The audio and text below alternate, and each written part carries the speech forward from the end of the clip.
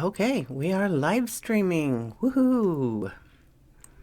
We're going to give this a shot again. If you don't show up for the live stream, I'm leaving it up. This is simply because I didn't have time to get a video ready. It's been a little bit crazy this time of year. You know how it goes. Welcome, my darlings. I hope your Halloween is going simply beautifully.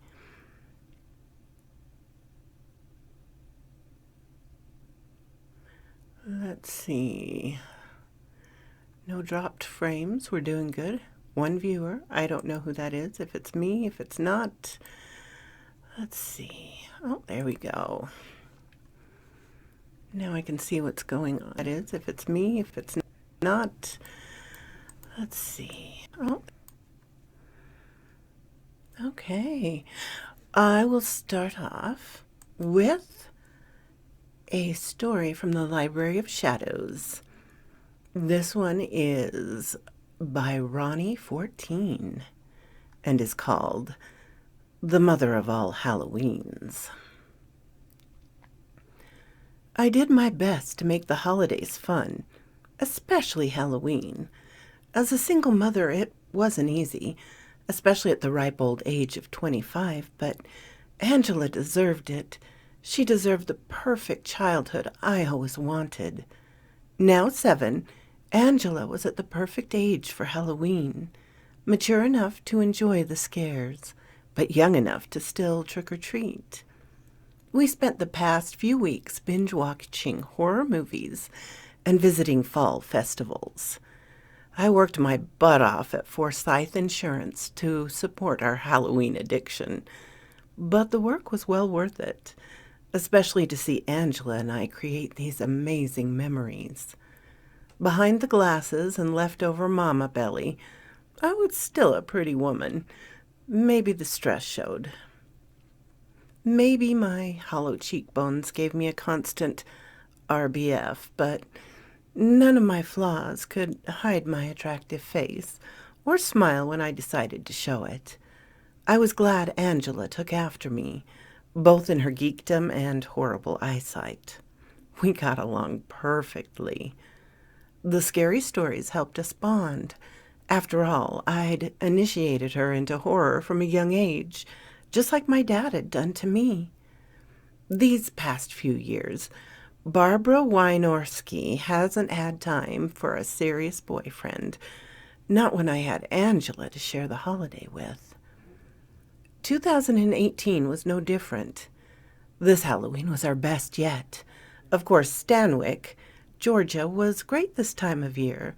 There were the haunted houses and ghost tours. We even went up to Tallahassee, Florida over the weekend.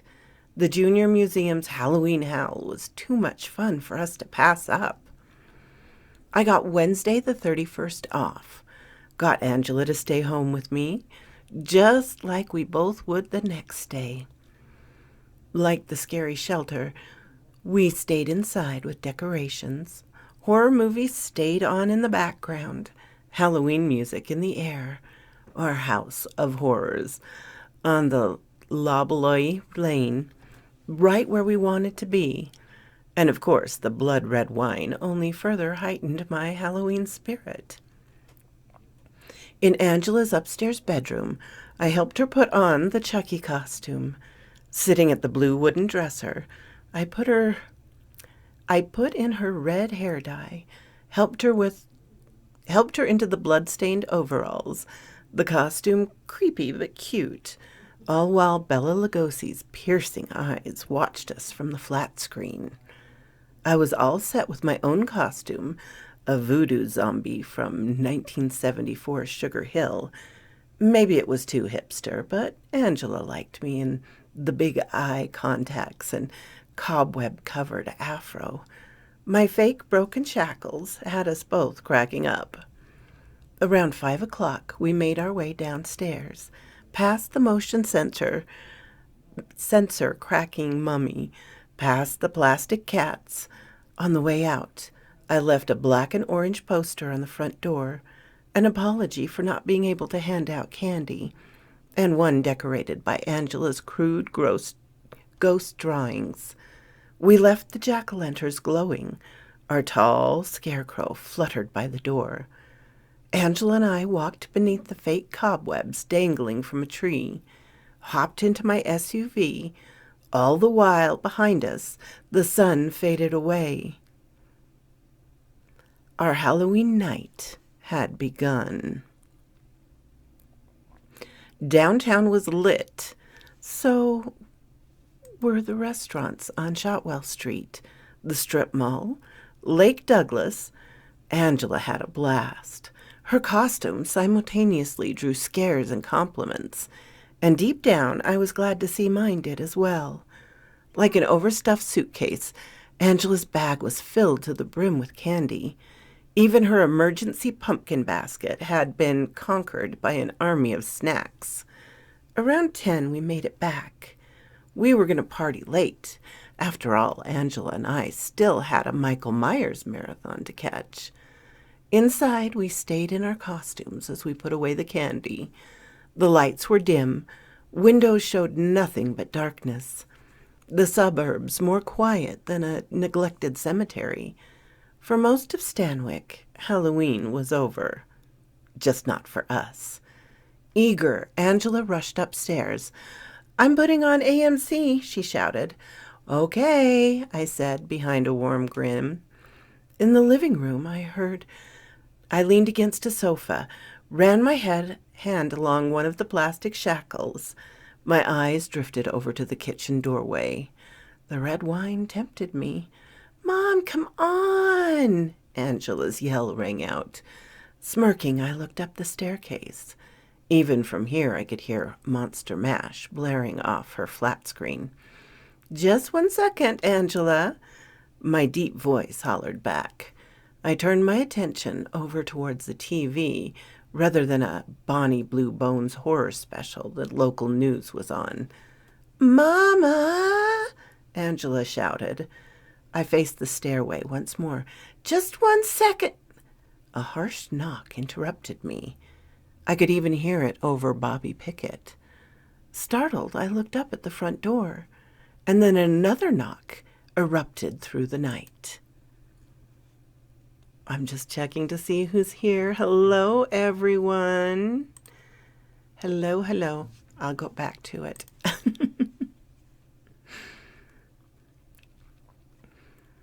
Startled, I looked at the door, and then another roar of a knock erupted through the night.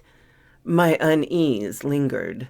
I knew no trick-or-treaters would be out this late, at least none that were age-appropriate.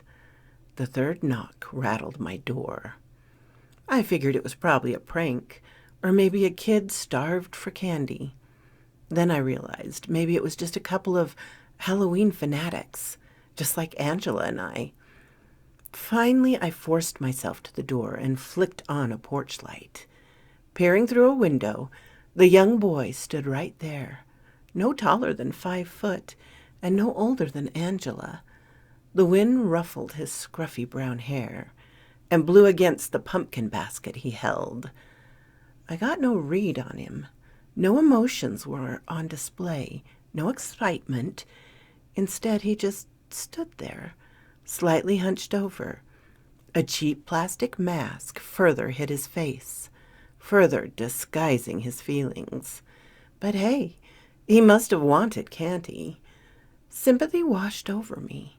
After all, the boy was alone on a cold October night. Not even his basket looked half full, and I liked his costume.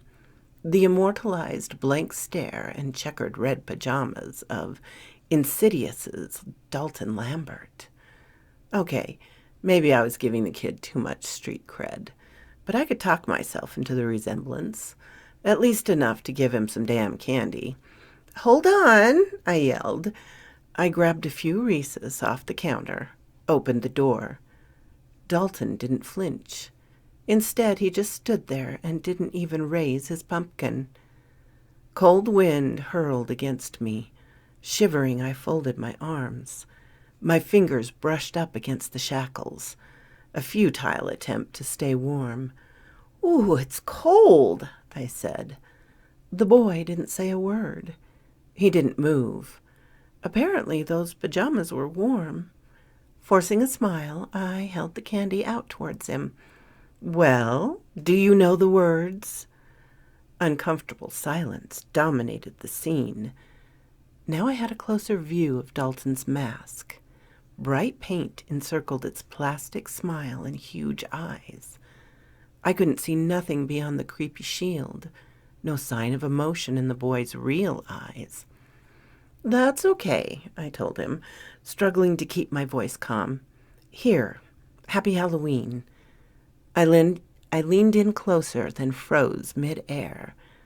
There was crushed candy in his bucket, smeared chocolate, scattered Skittles, but all of it was coated in a thick liquid, a fresh, red pool. Scared, I dropped the candy. There you go, my voice stammered. The Reese's hit the crimson slush pile in a sickening plop. Red syrup now decorated every last wrapper. All I could do was pray someone gave him melted chocolate-covered cherries. Keeping my fake smile, I stood back in the doorway, felt the boy's unwavering gaze stay on me. I closed the door and staggered inside, into the arms of Werewolf of London. I ran a trembling hand through my afro. In one quick look out the window, I saw Dalton was gone.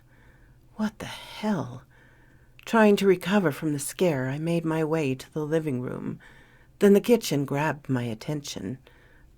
The wine. "Mama!" a young voice shouted. Startled, I jumped back. I saw Chucky at the top of the stairs. Angela. She laughed at me.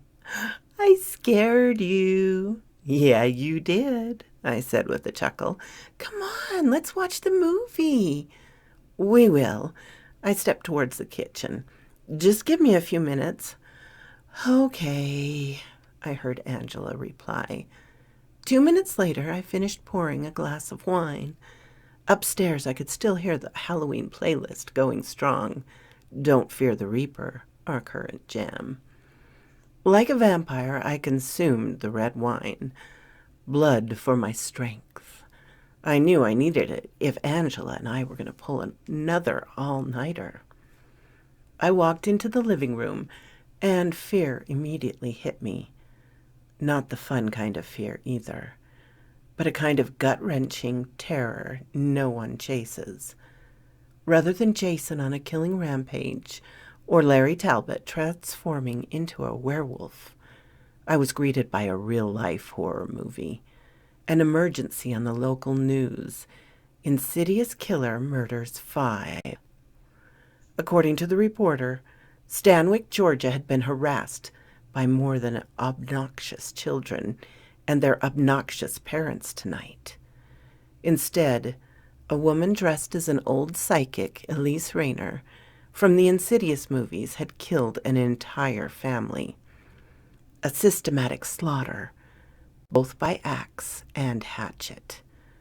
The murders happened only 30 minutes ago. On Forest Lane, just a few blocks away from Loblolly, a few blocks away from Angela and I. Reporter said the family was found in pieces, all 5 of them now nothing more than gory candy. I stood there in horror, terrified by my TV. All the Halloween fun gone in an instant. The newscast went on to play the family's security footage. And there was the old woman, the Elise costume, a tall, scrawny woman in a blue sweater and dark pants. Long blonde hair, long nose. Her excessive makeup was obvious but potent, and the bloody axe she held was all too real. The surreal scene scared me because I knew this wasn't a prank. Not when I saw Dalton Lambert walking right beside Elise. The same little boy with the plastic mask I saw earlier, holding the same pumpkin basket. "Believed to have brought her son," read a morbid headline. 5 confirmed dead. A Halloween massacre in Stanwick. Be alert. Suspect still on the loose with her son. Grisly headlines and updates poured in, both on screen and through my worried mind. I turned towards the staircase, searching for Angela. Like a howl in the distance, a knock further fueled my fear. One steady, single knock. Alarmed, I faced the front door, looked back towards the stairs where I last saw my daughter. The next knock was louder, more demanding. Tapping into my protective mommy instincts, I grabbed a heavy remote control, the closest weapon I could find. The third knock was louder than Blue Oyster Cult's guitars, a hollow scream. Gripping the remote, I approached the front door. Spooky Halloween music followed me all the way up there, my steps so long and agonizing, my heart pumping at a rapid rate. Finally, I stopped and looked out the window. There was nothing, just the pumpkins and scarecrow, an abandoned Halloween village void of trick-or-treaters and little Dalton.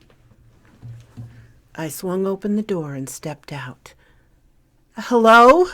I shouted. No reply. My next few steps took me past the jack-o'-lanterns and closer to the trees, to the complete darkness. I was all alone, even as Don't Fear the Reaper followed me into the night.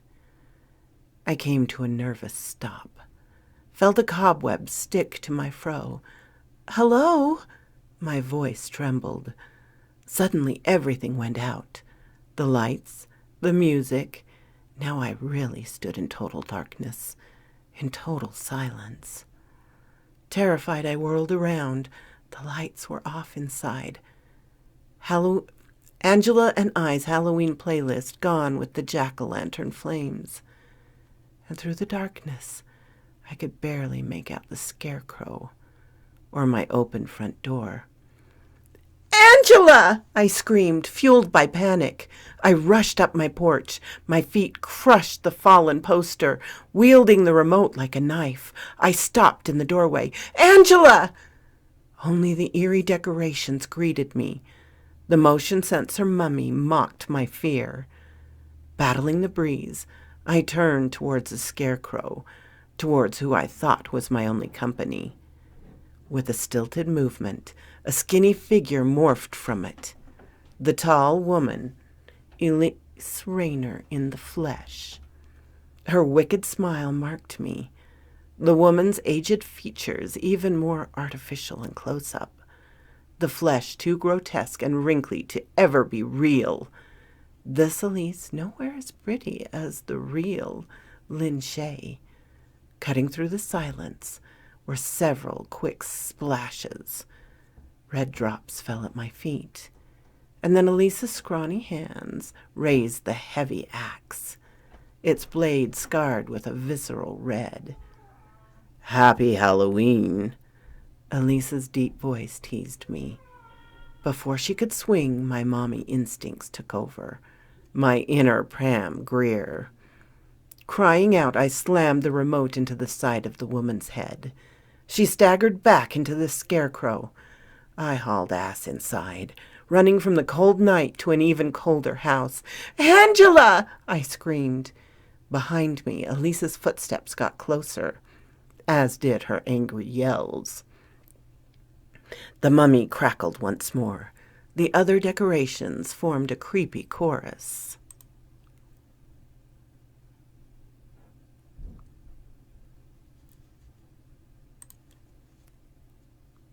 Sorry, I just lost my place.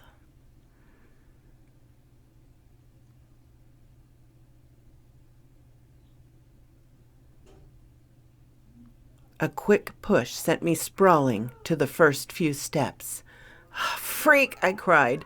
I turned just in time to see Elise leaning in towards me, her smile so ugly, her eyes fierce. Blood kept falling off the blade, crimson raindrops for the floor. Elise drew the axe back, her mouth open to laugh, ready to celebrate the kill. But I wouldn't let her. In one wild motion, I shoved the remote control straight down her throat. Elise gagged, choked. She dropped the axe and stumbled back against the railing. Like a dying sword swallower, she grasped at the lodged remote, too weak to pull it out. For good measure, I drew my leg back and kicked. I was always a pretty good soccer player. The remote went in deep, drowning out Elise's cries. I imagine if we had electricity, the volume would have skyrocketed. Blood flew out of the woman's mouth, gallons of it, gave my afro fresh red streaks. Elise fell on the first step, seated there in her final resting place, her eyes glazed, red saliva now streaming all around the iceberg with AA batteries. Breathing heavily, I grabbed the axe and leaned in closer, cautious, but no longer scared. Then an uneasy confusion sunk in. I saw the tall lady had nothing beneath that sweater, no boobs at all. Now I saw through the artificiality of her age, through the amazing Elise Rayner costume. There was the theatrical makeup, the peeled latex nose, Elise's long blonde hair tangled to the side. Reaching out, I brushed off the wig, revealing a buzzed black hair beneath it. The moist blood ran down to ruin the makeup. Now I saw scattered acne on a young, gawky face. This was a father rather than a crazed mama, and a man young enough to probably be the boy's brother. Shocked, I stumbled back. I felt the axe handle tremble in my grasp. The news report of a crazy mother and son replaying in my mind. "What the hell?" I muttered. "Mama?" Angela's excited voice blared down from the staircase. Back in panic mode, I jogged up the stairs. "No, baby!" Like Foxy Brown, I ambushed Angela's bedroom. "Baby!" I shouted. On the bed sat her and her new friend, little Dalton. Together they smiled in the darkness, each of them with a pumpkin basket right by their side. "Hey, Mama," Angela said. She motioned towards the little boy. "This is my new friend. He's dressed like Dalton." Still holding the axe, I approached them. With worried, slow steps, I said, "I see." I stopped right in front of them. Dalton's smile of crooked teeth never left, his big eyes forever focused on me. Proud, Angela pointed at her overalls. "He said he liked my costume." "That's good, sweetie." I stood up over them. Sweat drenched through my afro, making the blood even stickier. Dalton sat still, the plastic mask too impenetrable to see his movements. This up close, Dalton's arms looked so much scrawnier, his belly pudgier. The clothes didn't fit right. They were loose everywhere except his chest. Splotches of hair were even missing on his head. Several rings crammed on his wrinkled fingers. "Hey," I said to him in a calm tone. "Are you okay?" "Yeah, he said he's going to protect me," Angela commented. My eyes shifted towards Dalton Lambert's basket. The candy was still there, even the candy I gave him earlier. Now only the blood looked realistic rather than cool, and there was so much of it. "He wants to celebrate Halloween with us," Angela went on. I felt Dalton's smile sink deeper into my flesh, and out of the corner of my eye, I saw his craggy hand reach for the basket. And then, in the pumpkin head, something sharp caught my attention. A small hatchet buried with Dalton's candy. Its wooden handle ancient, the blade worn with redness. Smirking, Angela leaned in closer. "Where'd you get that axe, Mama?" Dalton grabbed the hatchet. Then with a shrill scream, he wrapped an arm around Angela, a grip more brutal than his harsh glare. "Mama!" Angela cried. "Get out of the way!" I yelled. Playing Psycho Mom, I lunged forward. My loose shackles knocked the boy away from Angela, but the axe was more unforgiving. In one frenetic plunge, I sunk the blade straight into Dalton's chubby chest. An eruption of gore exploded everywhere. Dalton's screams shifted into a high-pitched, agonizing siren. His body squirmed. His small hand dropped the hatchet. Terrified, Angela scampered towards the edge of the mattress, far from the bed bloodbath. I stared on, unable to look away from the grotesque sight, from the dying little boy. Like a wounded wild animal, Dalton stumbled off the bed, his movements clumsy in a daze of death. He fell hard, his head slamming straight into the blue dresser. Rather than crushed flesh, I heard the mask's plastic crunch. The boy landed on the floor, the sharp axe still part of him well after death. Blood flowed all around Dalton, soaking all the way through his red pajamas. His dropped mask nothing more than a tombstone. Victoriously, I ripped off the shackles and threw them in the crimson puddles. "Mommy, I'm scared," I heard my child say. I looked over at Angela, her eyes so big and wide. My daughter, the most timid Chucky in Halloween history. Leaning in, I gave her a gentle kiss on the forehead. "Don't be, sweetie," I reassured. Freed from the chains, my hand reached out and caressed her face. Running across the little boy's blood smeared across her cheeks. The blood splattered both of our faces. "I love you, Angela," I told her. Then I turned my gaze back towards the little boy.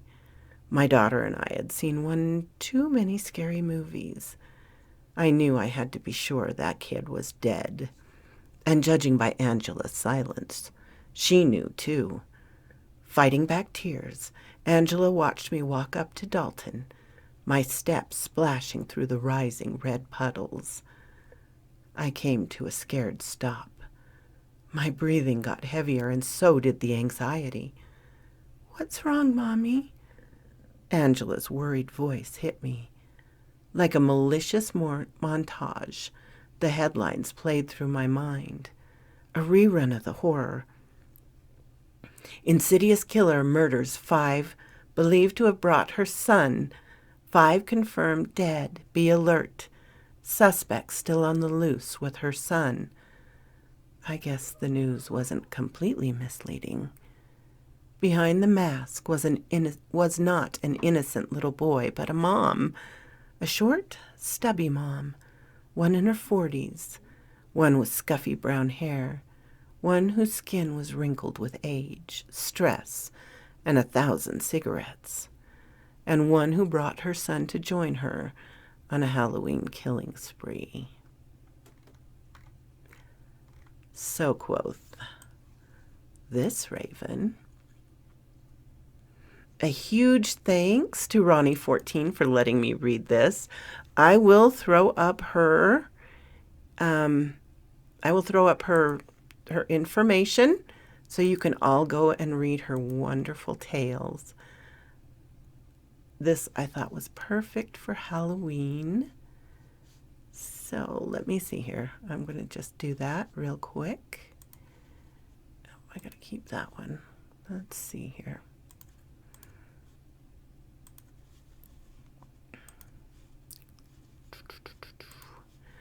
I hope you are all having a wonderful, wonderful Halloween so far. Mine has been absolutely crazy, but that's Halloween for you, right? Let's see here. I know I'm clicking, trying to get that information up. and my internet is slow. Who do we have here today? Lou is here and Crichton is here. Hello, Monty G. Thank you so much for stopping by. And Sexy Grandma Darkness. Mia Mina. Oh my goodness. Artzilla Aisha. Hello, everybody. Have I missed anyone? Let's see. Miss Mary showed up. Hello. So good of you all to come. Description. There we go. And let's see. The title of the story was The Mother of All Halloween. I'll throw that up there too. So, there we go.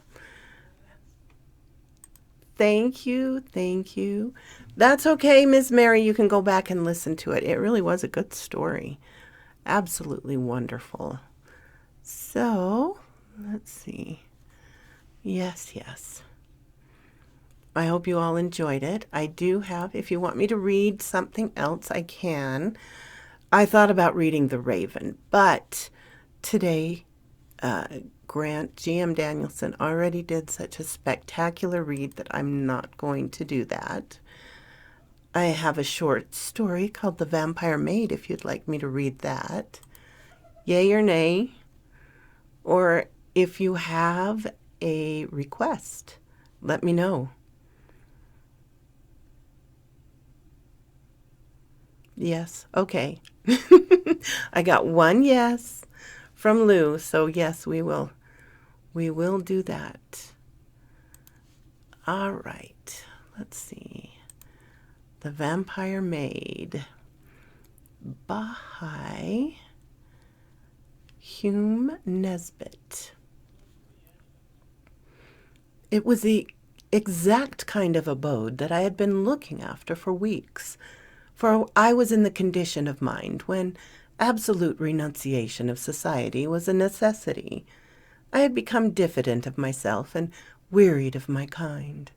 A strange unrest was in my blood, a barren dearth in my brains. Familiar objects and faces had grown distasteful to me. I wanted to be alone. This is the mood which comes upon every sensitive and artistic mind when the possessor has been overworked or living too long in one grove. It is nature's hint for him to seek pastures new, the sign that a retreat has become needful. If he does not yield, he breaks down and becomes whimsical and hypochondriacal, as well as hypercritical. It is always a bad sign when a man becomes overcritical and censorious about his own or other people's works, for it means that he is losing the vital portion of work, freshness, and enthusiasm. Before I arrived at the dismal stage of criticism, I hastily packed up my knapsack, and, taking the train to Westmoreland, I began my tramp in search of solitude, bracing air, and romantic surroundings. Many places I came upon during the early summer, wandering that appeared to have almost the required conditions, yet some petty drawbacks prevented me from deciding. Sometimes it was the scenery that I did not take kindly to. At other places I took sudden antipathies to the landlady or landlord, and felt I would abhor them before a week was spent under their charge. Other places which might have suited me could not have, as they did not want a lodger. Fate was driving me to this cottage on the moor, and no one can resist destiny. One day I found myself on a wide and pathless moor near the sea. I had slept the night before at a small hamlet, but that was already 8 miles in my rear, and since I you have to love the way they phrase things. And since I had turned my back upon it, I had not seen any signs of humanity. I was alone with a fair sky above me, a balmy ozone-filled wind blowing over the stony and heather-cloud mounds, and nothing to disturb my meditations. How far the moor stretched, I had no knowledge. I only knew that by keeping in a straight line I would come to the ocean cliffs. Then perhaps after a time arrival at some fishing village. I had provisions in my knapsack, and being young did not fear a night under the stars. I was inhaling the delicious summer air, and once more getting back the vigor and happiness I had lost. My city-dried brains were again becoming juicy. Thus hour after hour slid past me with the paces until I had covered about 15 miles since morning, when I saw before me in the distance a solitary stone-built cottage with roughly slated roof. "I'll camp there if possible," I said to myself as I quickened my steps towards it. To one in search of a quiet, free life, nothing could have possibly been more suitable than this cottage. It took on the edge of lofty cliffs, with its front door facing the moor and the backyard wall overlooking the ocean. The sound of the dancing waves struck upon my ears like a lullaby as I drew near. How they would thunder when the autumn gales came on, and the seabirds fled shrieking to the shelter of the sedges. A small garden spread in front, surrounded by a dry stone wall, just high enough for one to lean upon lazily when inclined. This garden was a flame of color, scarlet predominating with those other lazy, soft shades that cultivated poppies, taking on their blooming, for this was all that the garden grew.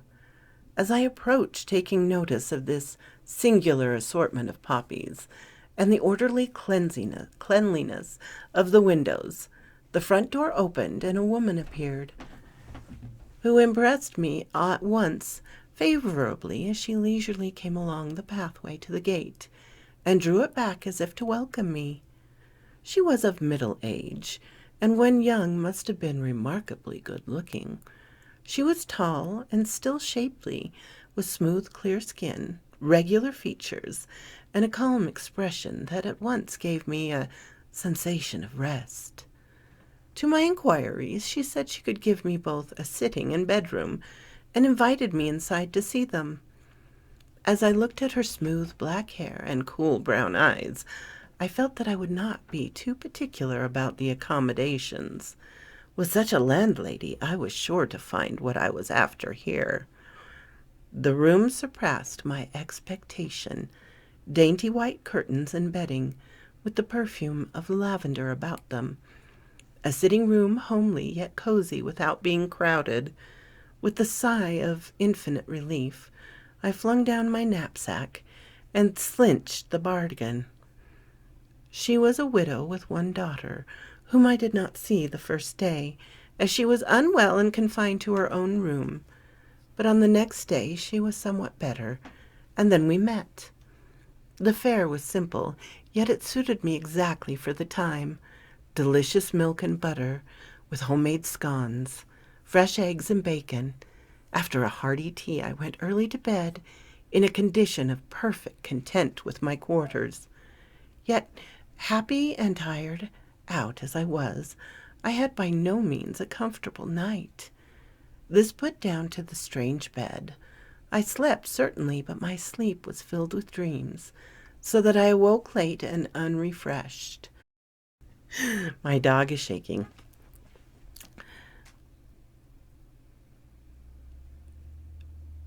While I was their lodger, Ariadne was not beautiful in the strictly classical sense, her complexion being too lividly white, her expression too set to be quite pleasant at first sight. Yet, as her mother had informed me, she had been ill for some time, which accounted for that defect. Her features were not regular. Her eyes... One second here. Let's see. Are we doing okay, everybody? Okay.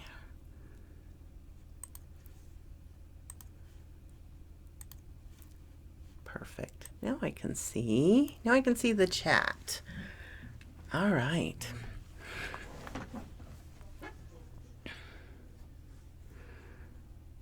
Let's see here.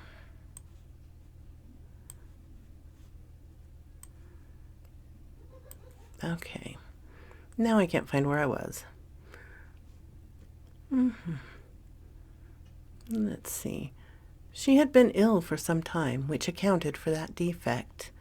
Her features were not regular. Her hair and eyes seemed too black, with that strangely white skin, and her lips too red for any except the decadent harmonies of an Aubrey Beardsley. Yet my fantastical dreams of the preceding night, with my warning walk, had prepared me to be enthralled by this modern, poster-like invalid. The loneliness of the moor, with the singing of the ocean, had gripped my heart with a wistful longing. The incongruity of those flaunting and evanescent poppy flowers, dashing the giddy tints in that face of that sober health, touched me with a shiver as I approached the cottage. And lastly, that weird embodiment of startling contrasts completed my subjugation. She rose from her chair as her mother introduced her, and she smiled while she held out her hand. I clasped that soft snowflake, and as I did so, a faint thrill tingled over me and rested on my heart, stopping the moment its beating. This contact seemed also to have affected her as it did me. A clear flush, like a white flame, lighted up her face, so that it glowed as if an alabaster lamp had been lit.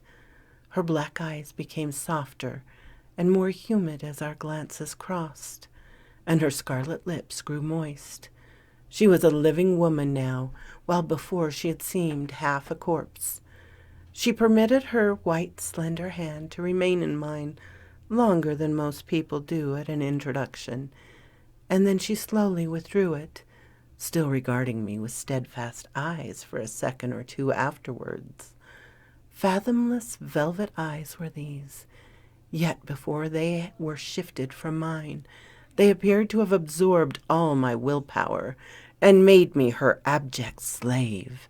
They looked like dark, deep pools of clear water, yet they filled me with fire and deprived me of strength.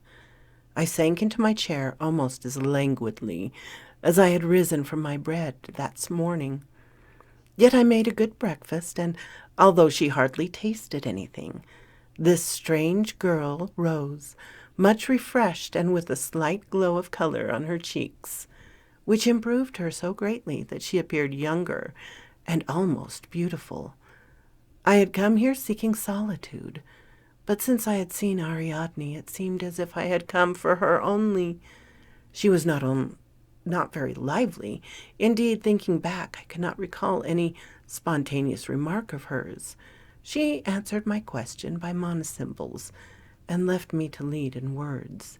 Yet she was insinuating and appeared to lead my thoughts in her direction and speak to me with her eyes. I cannot describe her minutely. I only know that from the first glance and touch she gave me, I was bewitched and could think of nothing else. It was a rapid, distracting, and devouring infatuation that possessed me. All day long I followed her about like a dog.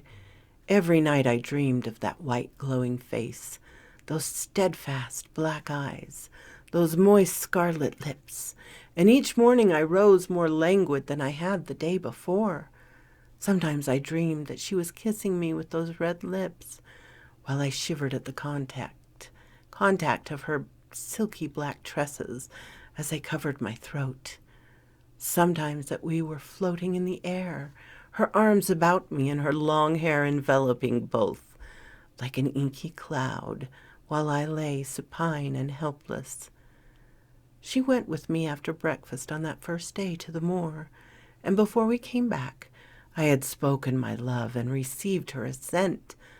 I held her in my arms and had taken her kisses in answer to mine, nor did I think it strange that all of this happened so quickly.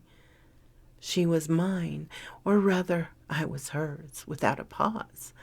I told her it was fate that had sent her to me, for I had no doubts about my love, and she replied that I had restored her to life. Acting upon Ariadne's advice, and also from a natural shyness, I did not inform her mother how quickly matters had progressed between us. Yet, although we both acted as circumspectly as possible, I had no doubt Mrs. Brunel could see how engrossed we were in each other. Lovers are not unlike ostriches in their mode of concealment. I was not afraid of asking Mrs. Brunel for her daughter, for she had already shown her partiality towards me, and had bestowed upon me some confidences regarding her own position in life, and therefore knew that, so far as social position was concerned, there could be no real objection to our marriage. They lived in this lonely spot for the sake of their health, and kept no servants because they could not get any to take service so far away from other humanity. My coming had been an opportune and welcome for both mother and daughter. For the sake of decorum, however, I resolved to delay my confession for a week or two, and trust to some favorable opportunity of doing it discreetly. Meantime, Ariadne and I passed our time in a thoroughly idle and lotus-eating style. Each night I retired to bed, meditating starting work next day. Each morning I rose languidly from these disturbing dreams, with no thought for anything outside my love. She grew stronger every day, while I appeared to be taking her place as the invalid, yet I was more frantically in love than ever, and the only happy with her. She was my lone star, my only joy, my life. We did not go great distances. Yes. Okay. Sorry. For I liked best to lie on the dry heath and watch her glowing, oh my goodness, what's the matter here? Glowing face and intense eyes while listening to the surge of the distant waves. It was love made me lazy, I thought, for unless a man has all he longs for beside him, he is apt to copy the domestic cat and bask in the sunshine. I had been enchanted quickly. My disenchantment came as rapidly, although it was long before the poison left my blood. One night, about a couple of weeks after my coming to the cottage, I had returned after a delicious moonlight walk with Ariadne. The night was warm and the moon at the full. Therefore I left my bedroom window open to let in what little air there was. I was more than usually fagged out, so that I only had strength enough to remove my boots and coat before I flung myself wearily on the coverlet and fell almost instantly asleep without tasting the nightcap draught that was constantly placed on the table, and which I always drained thirstily. I had a ghastly dream this time. I thought I saw a monster bat, with the face and tresses of Ariadne, fly into the open window and fasten its white teeth and scarlet lips on my arm. I tried to beat the horror away, but could not, for I seemed chained down, enthralled also with drowsy delight, as the beast sucked my blood with a gruesome rapture. I looked out dreamily and saw a line of dead bodies of young men lying on the floor, each with a red mark on their arms, on the same part where the vampire was then sucking me, and I remembered having seen and wondered at such marks on my own arm for the past fortnight. In a flash I understood the reason for my strange weakness, and, at the moment, a sudden prick of pain roused me from my dreamy pleasure. The vampire, in her eagerness, had bitten a little too deeply that night, unaware that I had not tasted the drugged draught. As I woke, I saw her fully revealed in the midnight moon, with her black tresses flowing loosely, and with her red lips glued to my arm. With a shriek of horror, I dashed her backwards, getting one last glimpse of her savage eyes, glowing white face, and blood-stained red lips. Then I rushed out into the night, moved on but my fear and hatred. Nor did I pause in my mad flight until I had left miles between me and that accursed cottage on the moor.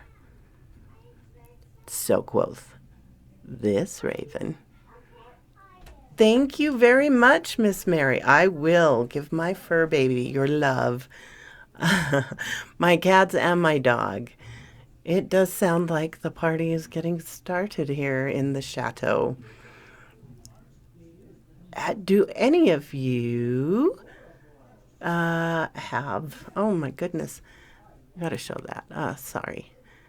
Dark Days, I don't know why they had that held. But anyway. Any questions? Anything? I can't stay on too much longer. I so appreciate you all coming. I hope you all have a wonderful, wonderful Halloween.